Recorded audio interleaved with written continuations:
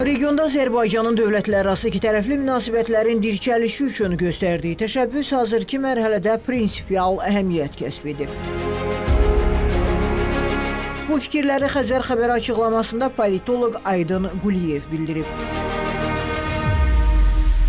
Politoloq qeyd edib ki, Azərbaycanın xarici siyasətində qonşu dövlətlərlə münasibətlərin inkişaf etdirilməsi hər zaman önəmli yer tutub. Bu baxımdan İran prezidenti Məsud Pezeşkiyanın Azərbaycana səfərinin ölkələrimiz arasında münasibətlərin inkişafı baxımından mühüm əhəmiyyəti olacaq. Azərbaycanın Cənubi Qafqaz bölgəsində qonşularla normal siyasətini iki əsas istiqamətdə nəzərdən keçirmək lazımdır. Birincisi, iki tərəfli münasibətlər müstəvisində münasibətlər bura Azərbaycan-İran münasibətləri, Azərbaycan-Gürcüstan, Azərbaycan-Rusiya, Azərbaycan-Mərkəzi Asiya ölkələri və hətta Azərbaycan-Ermənistan münasibətləri. Azərbaycanın İranla münasibətlərini xüsusilə aid etməliyi.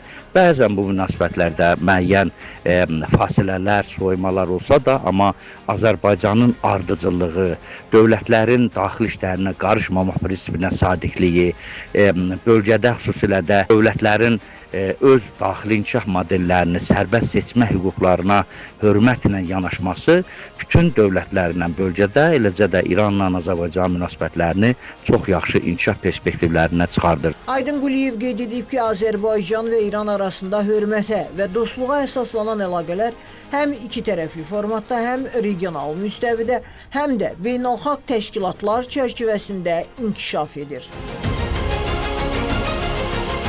Və İran da Azərbaycanın iki tərəfli münasibətlərə xüsusi önəm verdiyini nəzərə alır və Azərbaycanı iki tərəfli münasibətlərdə çox gözəl partnyor kimi dəyərləndirir.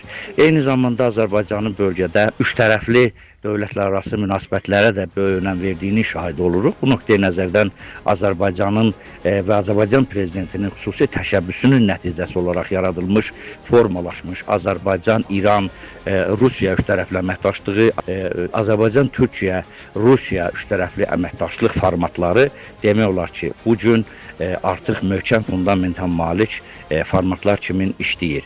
Əlbəttə, bütün bu üçtərəfli formatlarla bərabər Azərbaycanın iki tərəfli münasibətləri bölgə üçün xüsusilə önəmlidir. Azərbaycanın Avrasiya məkanında artan tranzit rolu da İranla əməkdaşlıqda yeni perspektivlər açır. Nəqliyyatla bərabər dəmir yolu infrastrukturunda da əməkdaşlıq genişlənməkdədir. Rəşd-Astara dəmir yolunun tikintisi Azərbaycanın bu sahədə yenilənməsi region ölkələri arasında iqtisadi və logistik bağlılığı daha da gücləndirəcək. Sevinç Vaqif qızı, Xəzər xəbər.